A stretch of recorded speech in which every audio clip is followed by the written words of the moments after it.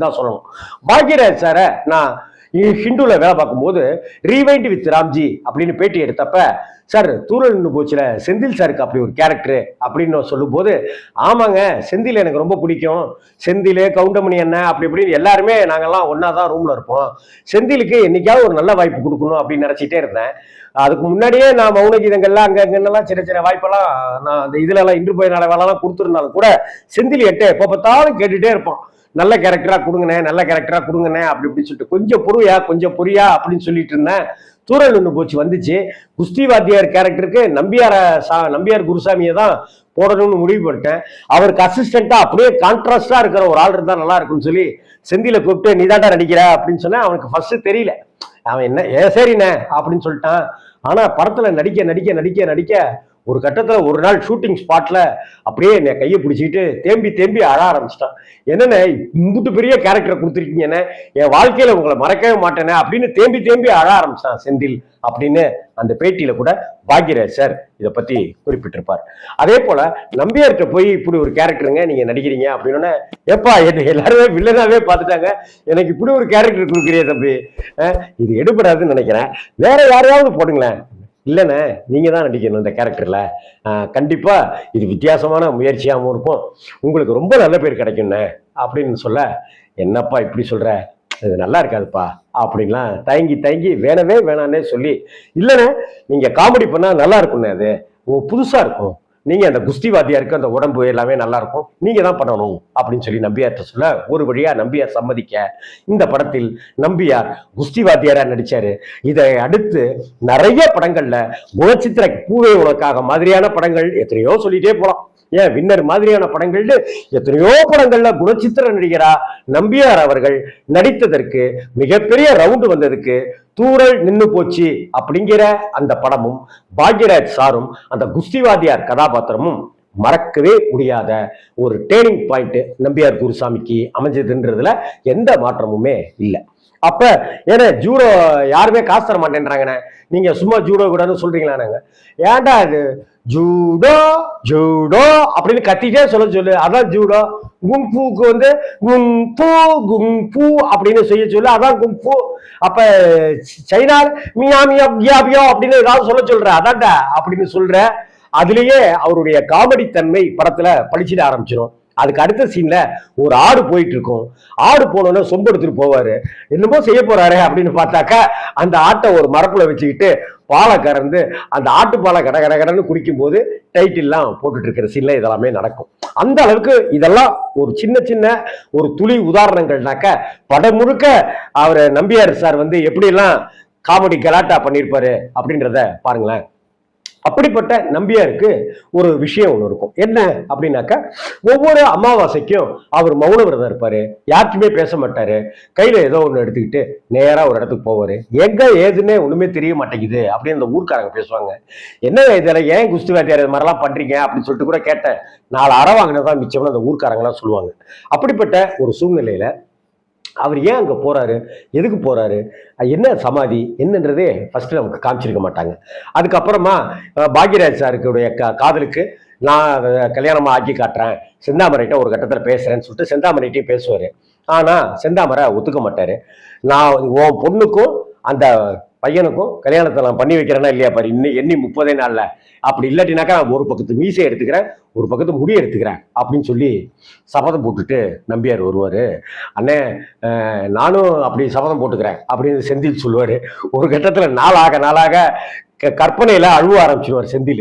என்னன்னு பார்த்தா ஒரு பக்கம் மீசையையும் ஒரு பக்கம் இதையும் எடுத்துக்கிட்டு நம்பியார் இவர் இருக்கிற மாதிரி எல்லாம் நினைச்சு, அண்ணே நீங்க அப்படிலாம் இருக்கிற மாதிரி நம்ம தோத்து போயிடுற மாதிரிலாம் கனவு கண்டேனேன்னு செந்தில் சொல்லுவார். அட போடா அப்படின்லாம் சொல்லுவாங்க.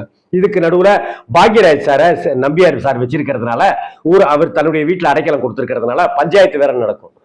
போடா பஞ்சாயத்துக்கு வரடா போடா அப்படின்னு சொல்லி அனுப்பிச்சுவாரு. மாப்பிள்ள இன்னைக்கு ஏதோ ஒண்ணு நடக்க போகுது அப்படின்னு சொல்லி பார்த்தாக்க அங்க என்னடா குஸ்திவாதி இருக்கடா, இதை வரேன்னு சொன்ன, நீங்க முன்னாடி போங்க பின்னாடி வரேன்னு சொன்னாருங்க, இதே அந்த ஆளுக்கு வேலையா போச்சுடா, திமுறோடையே திரியறான் அப்படின்னு பார்த்து இதோ வராரு பாருங்க அப்படின்னாக்கா கேமராவை கணேச பாண்டியன் அப்படி திருப்புவார். ஆமா, இந்த படத்துக்கு பி கணேச பாண்டியனுடைய ஒளிப்பதிவு அவ்வளவு கச்சிதமா இருக்கும். அப்படியே திரும்பினாக்க பாக்யராஜர் கம்போட வருவாரு, செந்தில் பக்கத்துல துணையா நிற்பாரு. அப்படியே ஒரு கைத்து கட்டில் இருக்குல்ல, கைத்து கட்டல தூக்கிட்டு அப்படியே நம்பியார் வருவாரு. தேட்டரே கைத்தட்டும் அந்த சீன்ல பார்த்து. அவர் பாட்டுக்கு பஞ்சாயத்துக்கு வந்திருக்கிறாங்கனாக்கா கையை கட்டிட்டு நிக்கணும்ல, இவரு கையெல்லாம் கட்டப்பட்டாரு, கட்டில போட்டு உட்கார்ந்துக்கிட்டு ஆமா என்னை வர சொன்னீங்க என்ன விஷயம் அப்படின்னு நம்பியார் கேட்பாரு. ஆமாண்டாக்கா ஊர்ல எவனும் இதனை பஞ்சாயத்துல ஒதுக்கி வச்சிருவான் நம்பியார, யாரும் மண்ணெண்ணெய் சீவெண்ணெய் சர்க்கரை உப்பு எதுவுமே தரமாட்டாங்க, அட போடா அப்படி இப்படின்னு பாத்துக்கலாம் விடு அப்படின்ற மாதிரிதான் இருப்பாரு. இதுக்கு இடையில சுலக்ஷனாவை எப்படியாவது சம்மதிக்க வைக்கணுங்கிறதுக்கு இருக்கும்போது மீனாட்சி பாட்டி கொஞ்சம் உறுதுணையா இருப்பாங்க. நீ வந்து என் பேத்திய எப்படியாவது கல்யாணம் கட்டிக்க, நீ பாக்குறதுக்கு என்னுடைய வீட்டுக்காரர் மாதிரியே இருக்கிற, அதனால நீ தான் என் பேத்திய கல்யாணம் பண்ணிக்கணும் அப்படி இப்படி மீனாட்சி பாட்டிக்கும் பாக்யராஜ் சாருக்கும் உண்டான காட்சிகளும் கலகலப்பா இருக்கும். அவங்க செந்தாமரை இங்க நிற்பாரு, மீனாட்சி பாட்டி செந்தாமரைக்கு பின்னாடி நிற்பாங்க, எய்தாப்புல பாக்யராஜ் சாரும் நம்பியாரும் நிற்பாங்க. அப்ப பையன் செந்தாமரை முன்னாடி இருக்கும்போது அப்படி கையை அப்படி டாட்டா காமிப்பாங்க மீனாட்சி பாட்டி வீட்டுக்குள்ளார போறதுக்கு.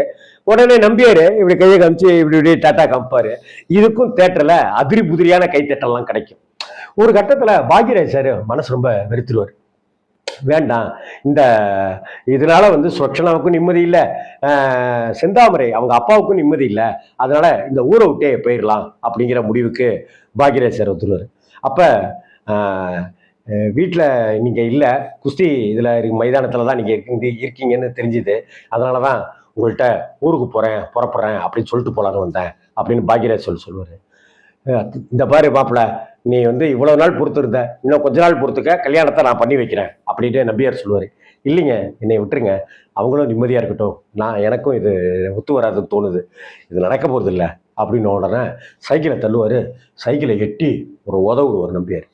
நானும் இப்போ சொல்லிக்கிட்டே இருக்கேன், நீ என்னடா வீம்பு பண்ணிகிட்டே இருக்கிற நீனு, மாப்பிள்ள என்னை ஜெயிச்சுட்டு நீ இந்த ஊரை விட்டு கிளம்பு அப்படின்னு சொல்லும்போது பாக்யராஜ் சாருக்கும் நம்பியாருக்கும் ஒரு சண்டை நடக்கும். அந்த சண்டை பொதுவாக சண்டைனாக்க யாராவது ஒருத்தங்க தோத்தாக்க நமக்கு சந்தோஷம் வரும், யாராவது ஒருத்தங்க ஜெயிச்சாங்கன்னா நமக்கு சந்தோஷம் வரும்ல. கடவுளே யாருமே ஜெயிக்கக்கூடாது இந்த சண்டையில, ரெண்டு பேரும் சேர்ந்துடணும் அப்படின்னு நம்மளை நெகிழ வைக்கிற கண்ணீர் வர வைக்கிற சண்டை காட்சியா எனக்கு தெரிந்து நான் பார்த்த படங்கள்ல இதுவும் ஒரு முக்கியமான விஷயமா நான் பார்க்குறேன். இதுவும் ஒரு பாக்யராஜ் ஸ்டைல் தான். அந்த சண்டையில ரெண்டு பேருமே அப்படி மயங்கி விழ, மாப்பிள்ள நான் எப்போதும் அமாவாசைக்கு ஒரு இடத்துக்கு போவேனே, அங்கே என்னை கைத்தாங்களா கூட்டிகிட்டு போறீங்களா அப்படின்னு சொல்லிட்டு கேட்பார். சரின்னு கூட்டிகிட்டு போவார். அங்கே அந்த சமாதிக்கிட்ட சொல்லுவார், மாப்பிள்ள இந்த இடத்துல ஒரு மங்களம் இருக்கா மாப்பிள்ள?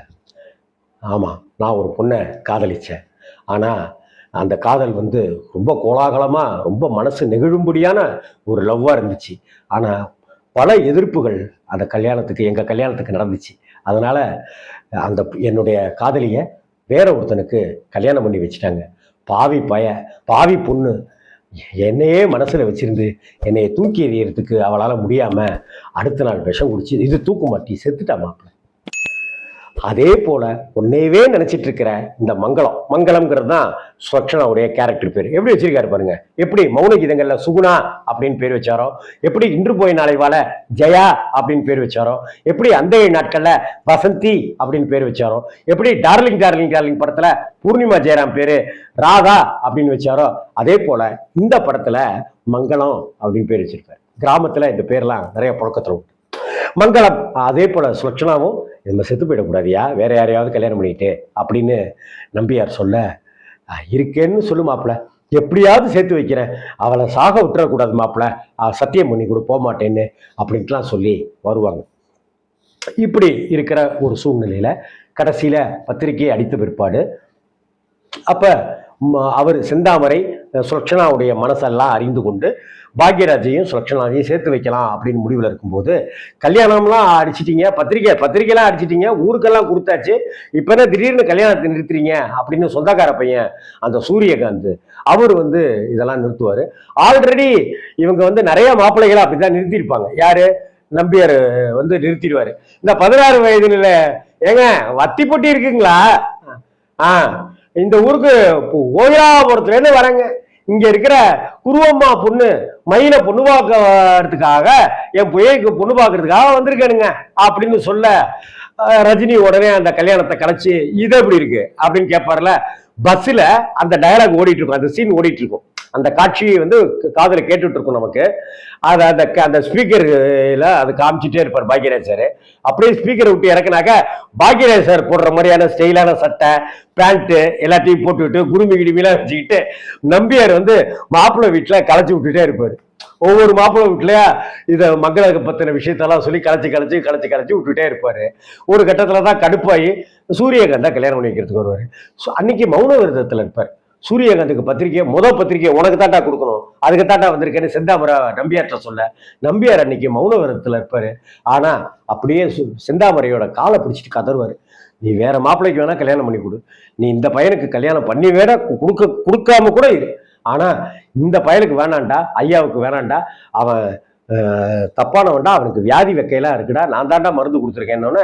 கடைசியா வழக்கமா நீ மாப்பிள்ளை வீட்டுக்காரங்கள்ட்ட தான் ஏதாவது பொய் சொல்லி ஏமாத்தி கல்யாணத்தை நிறுத்துவ, இப்ப எதுவுமே முடியலன்னு சொல்லிட்டு பொண்ணு வீட்டுக்காரன் ஏட்டியாவது வர்றான் சொல்றியா அப்படின்னு சொல்லி காலை தட்டி விட்டுட்டு போயிடுவாரு. கடைசியில சம்மதிச்சு மனம் மாறி எல்லாம் பண்ணும்போது அந்த ஆத்திரத்துல சூரியகாந்த் செந்தாமரைய கொண்டுடுவார். அதுக்கு பிறகு இவங்க 2 பேரும் சேர்ந்துருவாங்க. இதுதான் தூரல் நின்று போச்சு படத்தினுடைய கதை. 42 வருஷத்துக்கு முன்னாடி வந்த தூரல் நின்று போச்சு. இந்த படத்துல செந்தாமரையினுடைய கதாபாத்திரம் அவ்வளவு அழகா கட்டமைக்கப்பட்டிருக்கும். அதே போல குஸ்தி வாத்தியார் அவருக்கு இருக்காரு இல்லையா நம்பியார், நம்பியாருக்கு ஒரு அப்பா இருக்கிற மாதிரி ஒரு பாடல் காட்சியில காமிச்சிருப்பாங்க. நம்பியாரோட அப்பாவும் நம்பியாரா இருப்பார். இந்த பையன் நம்பியார் லவ் பண்றத அப்பா நம்பியார் குச்சியெல்லாம் எடுத்துட்டு வந்து உதச்சி விலக்கி விடுவார். சோ ஒரு டபுள் தமாக்கா மாதிரி நம்பியாரை இந்த அளவுக்கு எந்த படத்திலையும் கௌரவப்படுத்தினதே இல்லை. அதே போல பாக்யராஜ் சாருக்கு உண்டான பெருந்தன்மை வந்து எனக்கு ஒவ்வொரு படத்தை நீங்க கூர்ந்து கவனிச்சீங்கனாலே நீங்களும் அவருடைய பெருந்தன்மையை கண்டு வியப்பீங்க. அந்த நாட்கள் படத்துல பாக்யராஜ் சார் தானே ஹீரோ. அப்ப ராஜேஷ் ஒண்ணு பெரிய நடிகர்லாம் வரல இல்ல, ஆனா பாக்யராஜ் ராஜேஷ் அப்படின்னு தான் போட்டிருப்பாரு. அதே போல இந்த படத்துல ஃபர்ஸ்ட் டைட்டில் ஆரம்பிக்கும் போதே மாறுபட்ட வேடத்தில் எம்என் நம்பியாருடன் தூரல் நின்று போச்சு பாக்யராஜ் அறிமுகம் சுலக்ஷனா அப்படின்ட்டுலாம் வரும். ஃபர்ஸ்ட் டைட்டில் முதல் பேரு நம்பியார். இது எவ்வளவு பெரிய மரியாதை பாருங்களேன். அதே போல இந்த படத்துல தூரல் நின்று போச்சு படத்துல பாடல்கள் இசைஞானி இளையராஜா அவர்கள். அதே போல கங்கை அமரன் பாட்டு பயங்கர ஹிட். ஒவ்வொரு பாட்டுமே எல்லா பாட்டுமே ரசிக்க வைக்கிற வகையில இருக்கும். தாலாட்ட நான் போறந்த ஆரோ ஆரிரோ அப்படின்னு ஒரு பாட்டு ஃபர்ஸ்ட் சாங்கா இருக்கும். அதே போல அதுக்கு அடுத்தாப்புல பூபாலம் இசைக்கும் பூமகள் ஊர்வலம் 1982 வருஷத்துல வந்த இந்த பாட்டு பூமகள் ஊர்வலம். இந்த பாட்டை பின்னாடி சூப்பர் குட் பிலிம்ஸ் ஒரு படத்துக்கு தலைப்பு பூமகள் ஊர்வலம் தான், சூப்பர் குட் தான் நினைக்கிறேன், பிரசாந்த் எல்லாம் நடித்த ரம்பாலாம் நடித்த ஒரு படத்துக்கு தலைப்பாவே வச்சிருந்தாங்க. அப்பனா அந்த பூமகள் ஊர்வலம்ங்கிறது எவ்வளவு பெரிய தாக்கத்தை எல்லார மனசுக்குள்ளாரையும் ஏற்படுத்தி இருக்குன்னு பாருங்க. இன்னொரு பாட்டு மலேசியாவுக்கு இருக்கும், தங்கச் சங்கிலி மின்னும் பைங்கிளி தானே கொஞ்சியதோ. இந்த பாட்டை நீங்க கேட்டு கண்ணை மூடி கேட்டு பாருங்க, அப்படியே எங்கேயோ ரெக்க முளைச்சு நம்ம பயணம் பண்ணிட்டே இருக்கிற மாதிரியே இருக்கும். ஒரு பஸ்ல இந்த பாட்டை கேட்டுட்டு போங்க, அப்படியே ஜிவ்வுன்னு பறந்து போயிட்டு இருக்க, பஸ் எல்லாம் விட்டுருங்க, சீட்டெல்லாம் விட்டுருங்க, டிரைவரு கண்டக்டர் எல்லாமே மறந்துடுவோம், அப்படியே ஜிவ்வுன்னு பறந்துட்டே போகும். அப்படிப்பட்ட பாட்டு தங்கச் சங்கிலி மின்னும் பைங்கிளி. அந்த பூபாலம் இசைக்கும் அதுக்கு ஒரு மியூசிக்கோ போட்டுட்டு பூபா அப்படின்னு இருக்கும். தங்கச்சங்கிலிக்கு ஃப்ரண்ட்ல மியூசிக்லாம் இருக்காது, எடுத்த உடனே தங்கச்சங்கிலி மின்னும் பைங்கிலின்னு இருக்கும்.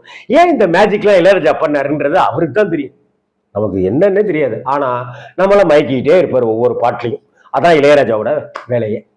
அதுக்கு அடுத்தாப்புல பார்த்தாக்க இன்னொரு பாட்டு, ஏரிக்கர பூங்காத்தே நீ போற வழி தென்கிழக்கோ தென்கிழக்கு வாசவல்லி அப்படின்னு இருக்குல்ல, அந்த பாட்டை வந்து நம்பியார் வந்து அடிபட்டு எல்லாம் இருக்கிறதுல ஏதாவது ஒரு பாட்டு பாடுங்க. சும்மா இருங்க, இந்த சமயத்தில் உங்களுக்கு பாட்டு வேற கேட்குதா அப்படின்னு பாக்யராஜ் சொல்ல, இல்லை நானே பாடிடுவேன் அப்படின்னு சொல்ல, சரின்னு பாக்யராஜ் சார் ஏரிக்கரை பூங்காத்தே அந்த பாட்டை பாடுவார்.